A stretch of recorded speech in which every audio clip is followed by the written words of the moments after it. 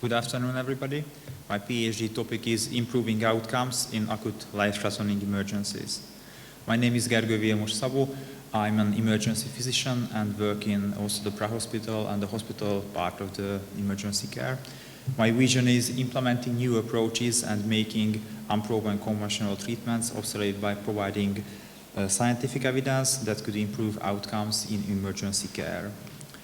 To achieve it, I've got three specific projects. The first one is the clinical usefulness of the bedside ultrasound called PoCUS in patients who are admitted with acute onset dyspnoea. The second one is the best infusion in diabetic ketoacidosis, and the third one is pre-hospital transfusion in traumatic patients.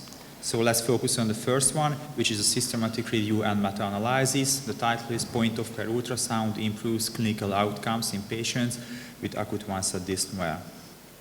Excuse me, but I inserted to here the manuscript status slide. So you see that in June we submitted our manuscript to two different JAMA papers, where they rejected it with any meaningful explanation.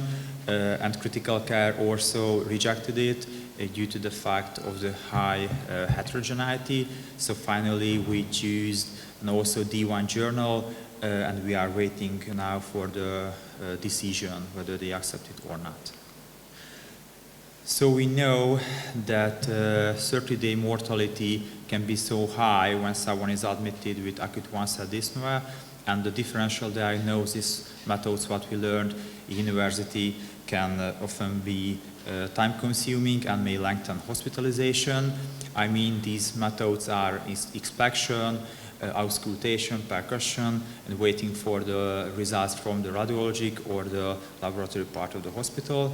But we know that PoCUS, which is a bedside, non-radiologic expert-made ultrasound, can enhance early treatment. So my aim is assess the efficacy of PoCUS versus conventional approach or length of hospitalization.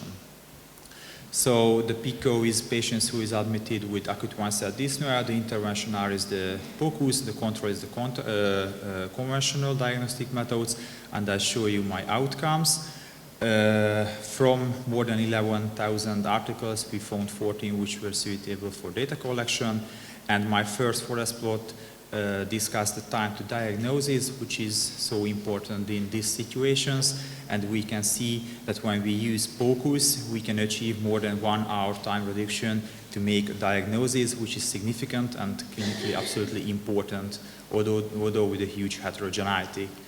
The second plot gives us the answer whether can we reuse time to treatment with this attitude, and the answer is again yes. Nearly half an hour time reduction can be achieved when we use this method, and this is again significant.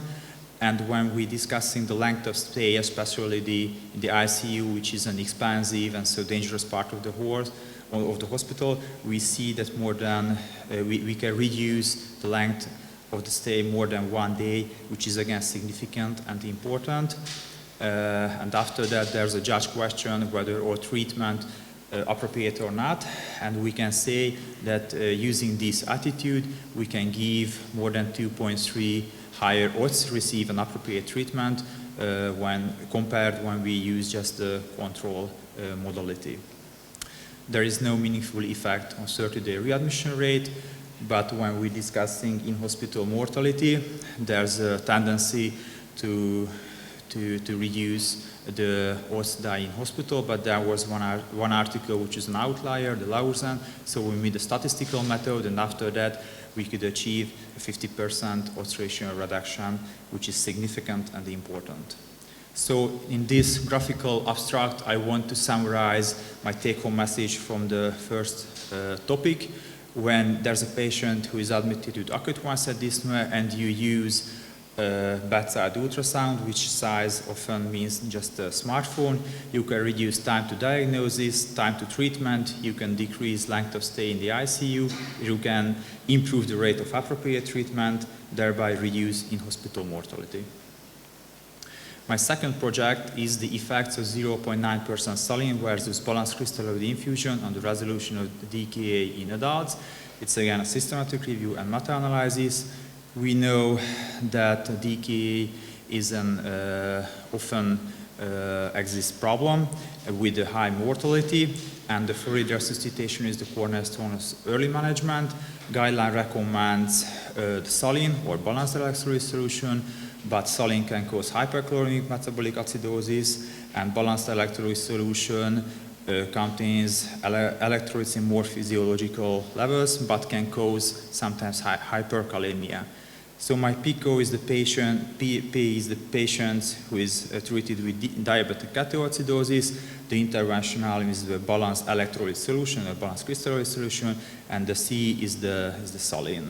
And I'll show you again my outcomes. So from 7,000 articles, we found 7 and 2 from the net, which are suitable for data collection. This is the progress of my second project. And this is the first forest plot what I can present you. When we using balanced electrolyte solution, we can achieve more than 5 hours time reduction to resolve DKA compared to the saline, which is significant and important. And when we evaluate the level of serum chloride, because I mentioned that normal saline can cause hyperchloremic metabolic acidosis, so when we focus in this outcome, we can see again a significant and important result that 3 millimole reduction can be achieved, favoring the balanced electrolyte solution, which is significant.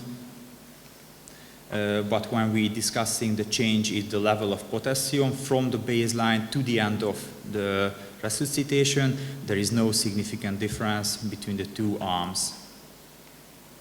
Neither there's a significant result in the length of stay, nor in the ICU, and neither in hospital. So sum up the strengths that these studies including only adults, because other meta-analyses evaluate also the condition of children, but we excluded them. But there are limitations, for example, the low number of patients, and there were incomplete data reporting, but there's a conclusion that balanced electrolyte seems like a preferable infusion over normal saline. Show implication for practice. You can shorten time to DKA resolution, and you can optimize the chloride level. But of course, other studies needed in the future where patients' data collection follow the same structure. And finally, I want to show you my new project, which is starting just nowadays. That is red blood cell transfusion in the Hungarian Air Ambulance Ltd. It will be a before and after observational study. We know that injury is the leading cause of death in adults between the age of 1 and 44. And in major trauma, bleeding is one of the main causes of death, especially 30% of patients die from this cause.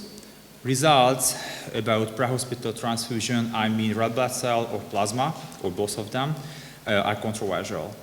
My company began carrying blood to the scene from 2019, just on one base. There are 7 bases in country, and from the previous December, all the 7 countries exist this 2-unit zero-negative red blood cell, so we can give it.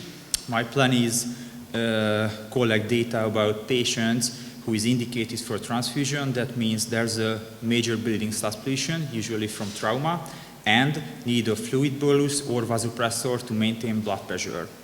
The intervention, we can give 1 or 2-unit zero-negative red blood cell plus calcium fibrinogen and tranexamide, and the comparator would be patients before the red blood cell era. So there were no pre-hospital transfusion before 2021.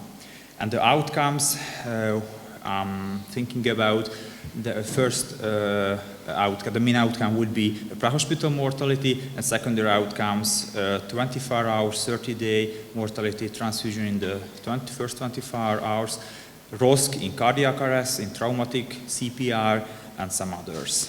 But this is still under discussion with the leadership of the Hungarian ambulance and also with the TMK. So these three projects what I'm working on, and I want to thank you for your attention with a quote from my professor: "Diagnosis can wait, but cells cannot." Thank you very much.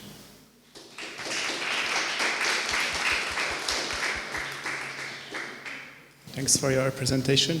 I would ask about your third project, the red blood cell transfusion. So the protocol is changed, but so my question is, why? What is the reason that now you use red blood cell transfusion pre-hospitally, and you also would like to make this research? So I assume there's no meta-analysis, but what are the evidence? Mm-hmm. Thank you. No, not exactly. The protocol changed. There were no protocol because there were no the possibility of giving blood pre-hospitally because of the lack of cooperation with the national blood, I don't know, the OVS, Országos Vérellátó Szolgálat. So there were a lot of challenge before we received the papers to transport blood on the scene. How can you learn the ultrasound technique if you are an emergency physician? Mm-hmm. There are trainings, especially these trainings are mandatory in our seminar, in our curriculum. These trainings are usually it takes 1 or 2 days long, usually focusing on the chest and the deep vein system and the abdomen, especially focusing on free fluid in the abdomen. This is the first step, and after that there are a lot of videos on the net and other material and literature. And learning by doing, especially I want to highlight it because it's a skill that you can improve yourself when you do it in daily practice. And do you examine the sodium level on the second project? Because you mentioned the potassium and chloride levels are similar in both groups. And what is the situation? There was no enough data. There were no enough data for that outcome. I didn't show you all the outcomes, what we tried to collect. Because sodium level is different, saline.